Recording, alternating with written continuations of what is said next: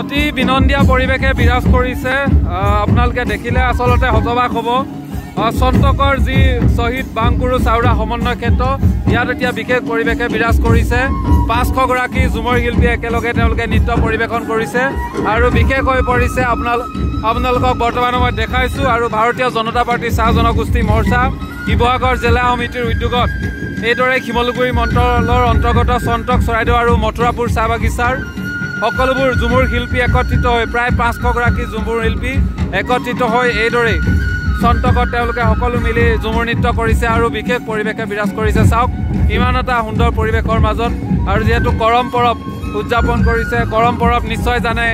প্ৰকৃতিৰ সৈতে জড়িত থকা খেতিৰ সৈতে জড়িত হৈ থকা এক বিশেষ উৎসৱ আৰু এই উৎসৱ অতি সুন্দৰকৈ উদযাপন কৰিছে ঝুমুৰ শিল্পীসকলে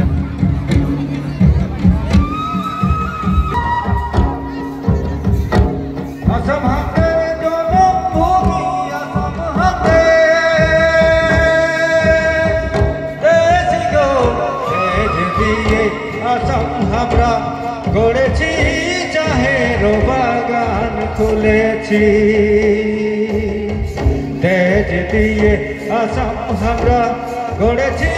চাহেৰো বাগান খুলেছি